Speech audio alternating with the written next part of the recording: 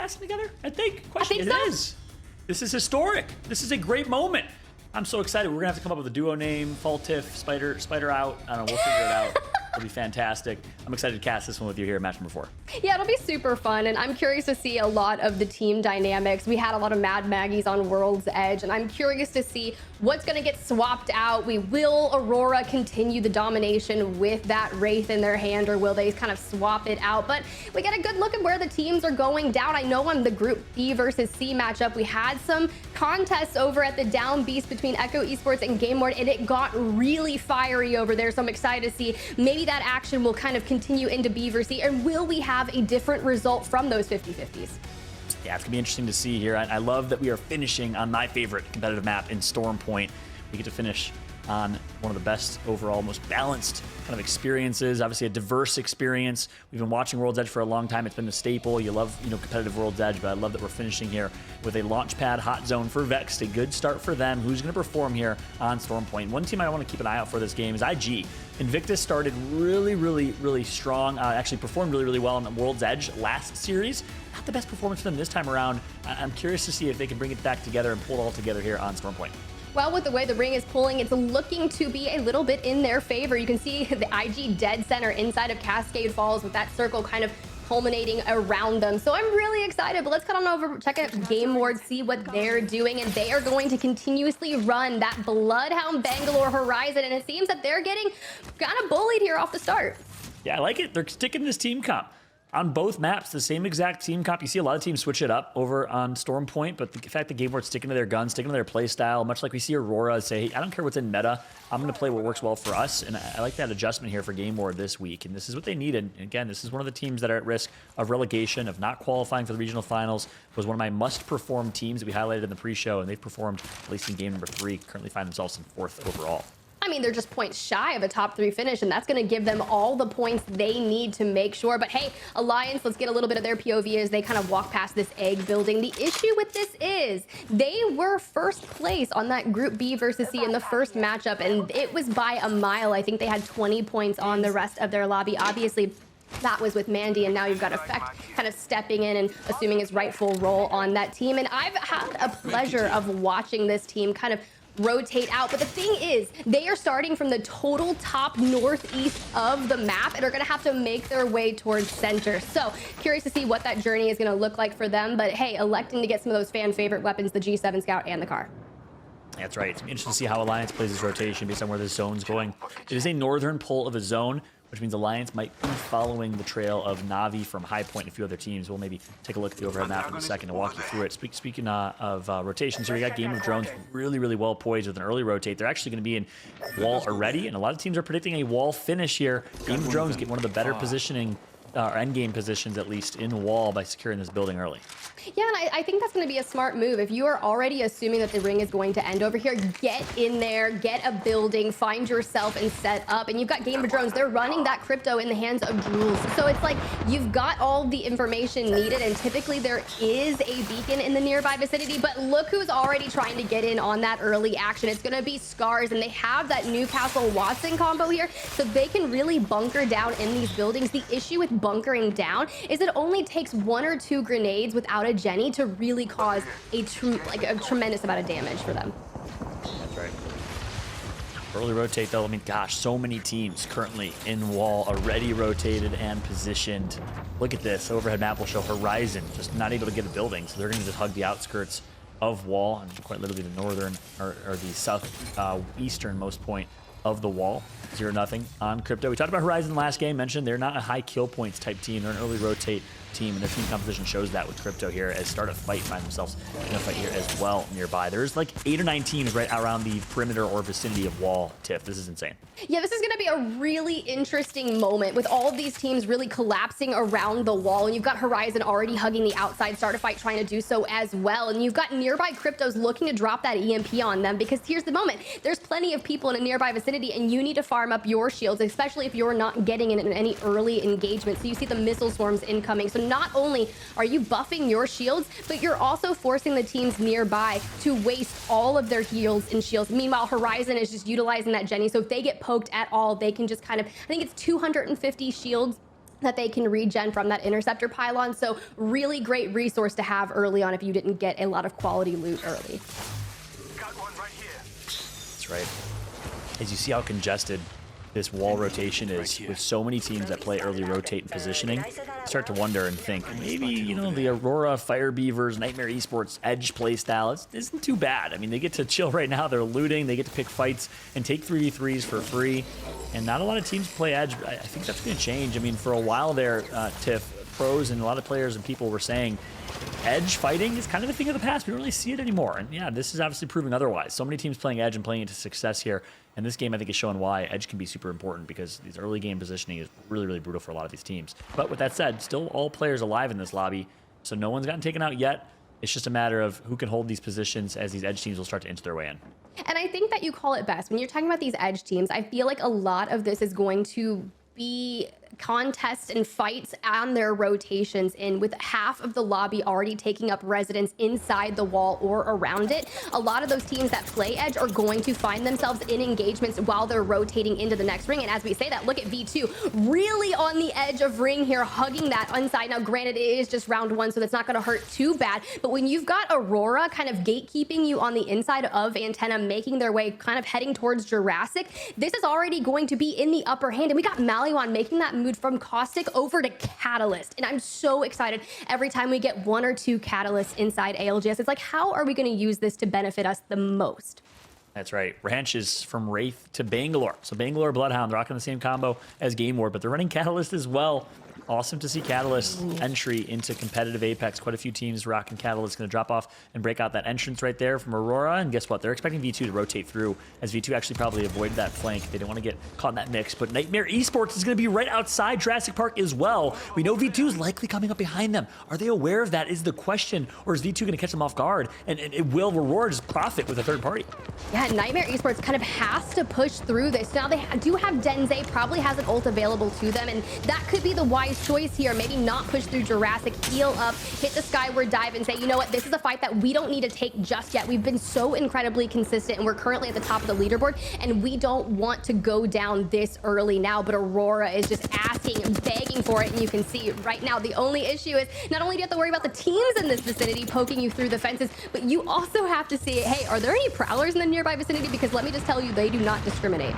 Yeah, Aurora playing ultimate gatekeepers right now. They gate kept V2 out of the push to Antenna. Now they're gatekeeping Nightmare Esports, who's going to have to make their own rotation. I don't even know where V2 ended up. They must have continued rotating, avoiding that entire mess, which is the wise decision here. Aurora is bullying every Edge team right now and showcasing why they are one of the better or best Edge teams in Emea. I mean, they're currently sitting in 10th place overall coming into map number 4, so Aurora was like itching, trying to get as many eliminations as they could to really bolster their scores. And Nightmare Esports, V2, none of them are having it. But the thing is, if Aurora is sitting there just waiting and trying to gatekeep, one of my favorite things to do is kind of try to rotate around and gatekeep the gatekeepers, right? It's kind of like just so much gatekeeping in a sense. But that is what you have to do. You have to pull one over onto them, but you have to remember, you still have such a long journey from Barometer, Antenna, and Jurassic all the way up to the wall, and you're going to have an uphill battle fighting your way throughout that. And one thing you don't want to get stuck in is just chilling in ring, just force the chain heal. That's right. Aurora, their best Gandalf impression, telling Nightmare and V2, you shall not pass. That's for sure, as Nightmare is now stuck, having to rotate all the way around and, you know, obviously trying to craft along the way, trying to find as much loot as they can along the way. This is not the ideal situation for Nightmare, as Denze is going to pop that med kit to perfection, gets back to full health. Nightmare in a bit of shambles here on Edge. Meanwhile, it's been on over to Corpa.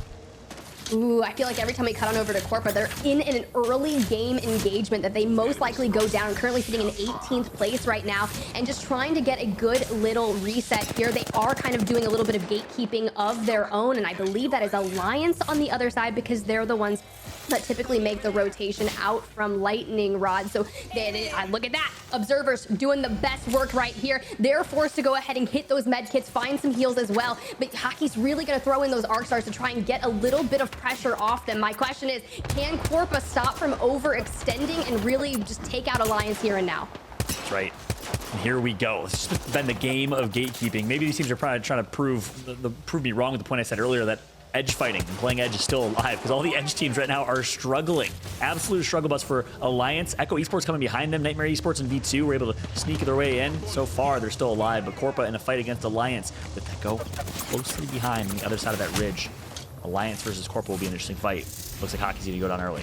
Yeah, I was going to say this is now a 3v2 scenario with the IGL of Alliance going down to an Arc Star. And if you've learned anything throughout our maps today, it is that a well-timed, perfectly hit Arc Star is proving so fruitful for a lot of these teams. And now Yuki and Effect are kind of forced to back off a little bit more and heal up in ring. Now you're getting rid of their resources. Now a black hole coming out as a full-on push goes to Corpa. They are able to get another knock. So a 2v2 scenario, and Trix picking up the knock on Effect. And that's going to be all they wrote for Alliance. Very drawn out, done and dusted. So now Corpa's gonna have to worry about, is there a third party coming in? That's right. Who is it? It's Corpa. They eliminated to the hands of Echo Esports. We highlighted it earlier. We said they were nearby. HTP Herald, known for playing with Girl quite often. North American, top female content creator pro player. Zuni and Bardo are gonna find their way into a third party, taking out Corpa. So Alliance and Corpa both out. And again, these edge teams are really struggling right now as Echo enters the fight, and we'll see if they can hit reset or if they find themselves in the same fate.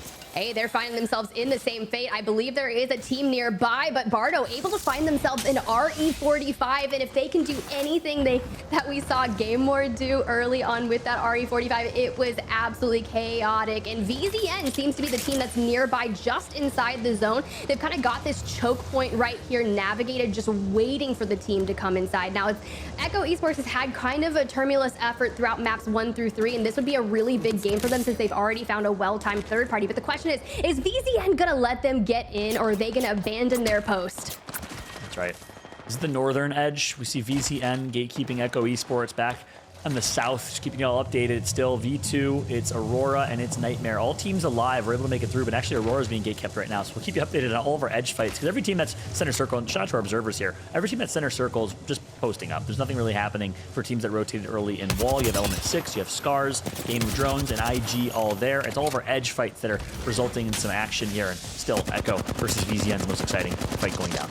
Yeah, but the fact that Echo Esports has been chilling outside the ring now, they are going to be forced to come into it. As we get down to the point, we're looking at ring 3, so you're going to have to go in. You have 2 medkits and 1 syringe available for Zane here. And I mean, they're not worried about this. Oh, but they go big shots right there. Zane getting tagged up, trying to utilize that rock for cover. They're going to have to get this going, because they could have an issue where more teams come through. But Nox right now, just absolute Farise right there, finishing off that fight with Echo Esports. The issue here is everyone knows they're here. So now all eyesights are going to turn onto this fight. Now, can VZN get stable? Yeah, so VZN, so basically it's just been, you know, the monster eating the monster, getting bigger, but then getting consumed by an even bigger monster. And right now, VZN is the last remaining team, but we'll start a fight. Gatekeep them is the question, as VZN will have to work their way through. It'll be another 3v3 fight that they'll have momentarily, but for now, they have a moment to chill, heal back up, reset. And I gotta say, I thought Zane was kind of the standout MVP for this team in terms of how he's performing so far. As I say that though, it was actually Nags and VJ as a duo who went huge right there. The all-controller squad has been looking so good. All 3 of them can pop off at any moment. As V2 finds himself in the fight here, center map by the rails, and it looks like they're gonna get the first knock. Zidane gonna get knocked right after, perhaps. Nubicide needs to go big. Nubicide needs to go big, just kind of hiding under the multitude layers of this building, trying to go ahead and get this crypto finish, so maybe get a shield spot, but unfortunately going to default to that bat instead. My question is, how is the team above them kind of letting them get this reset? Because you need to push. Sure, you can heal up as well, but look at V2. The 2 players that are up are almost full healed, and Denze with a nice arc star. This could be the turning table that they needed.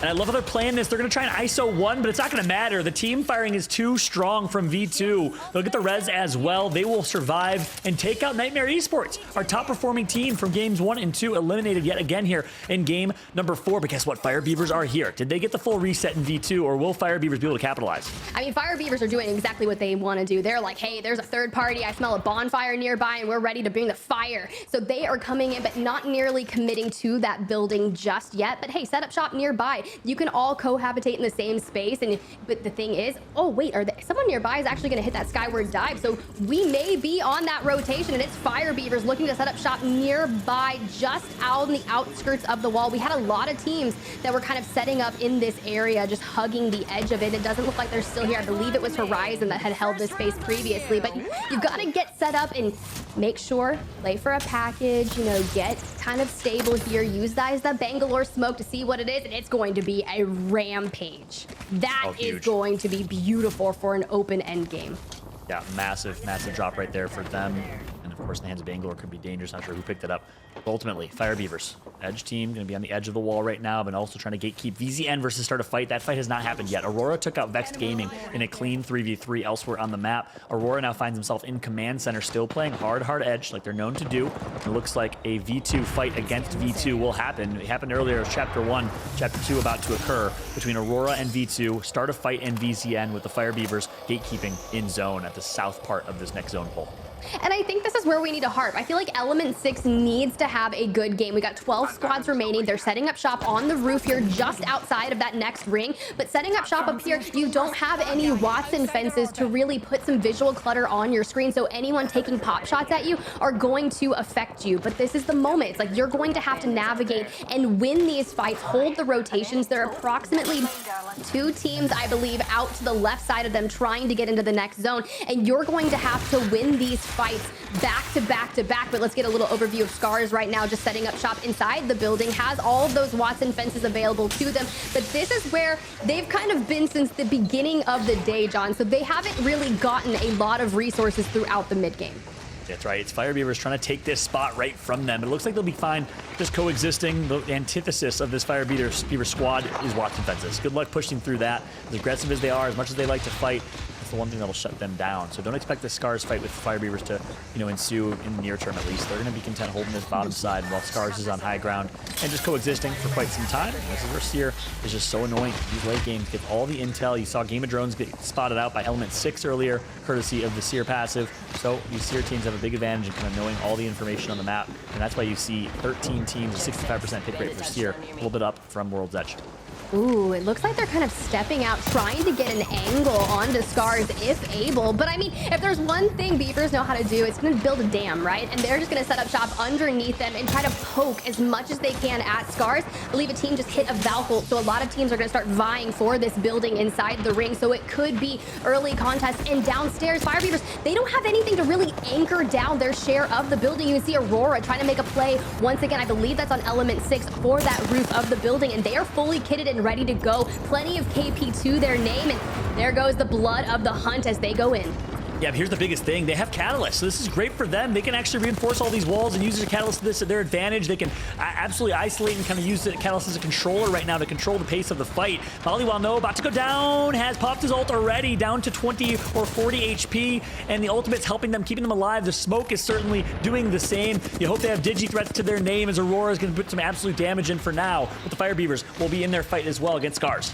Yeah, this is a fight between 4 to 5 teams, so ain't no party like a 4th and 5th party, and the Fire Beavers trying to kind of get stable once again. Not really sure what is going on with that Digi threat, looking down into the smoke. Get a little crazy there in the hands of Impulse. Meanwhile, Game of Drones are going to fall, so we are down to 8 squads remaining. This is where everything is coming down to the wire. We are here at the wall, and everyone's just trying to find a little bit of a safe space where they can just last. But Fire Beavers, Scars, they're gonna have to make a move up north, and there's a multitude of squads waiting for them.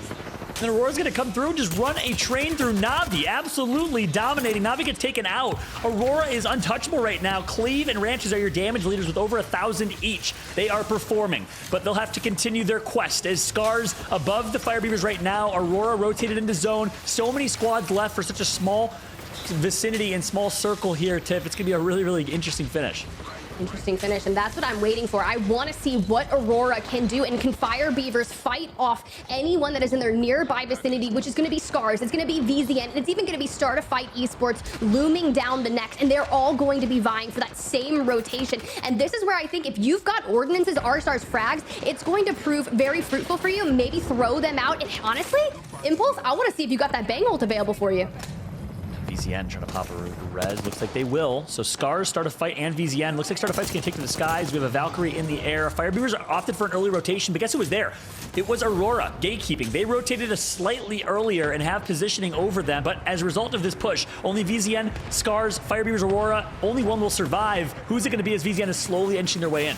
Oh, they're going to take so much ring damage here if they don't keep inching. They just have a little bit further to go, so trying to reset, but an incoming Arcstar is not going to be the way. But Zane able to go ahead and dodge that, throws out the black hole, gonna go and find some damage. You have the RE45 in your hand, Nox, VJ both go down. It's just insane what just happened to them. And Aurora coming in to clean up the mess that they started. Firebeaver's gonna fall, Scar's gonna fall, and it's all at the hands of Aurora, just dipping and diving in every bit of this fight.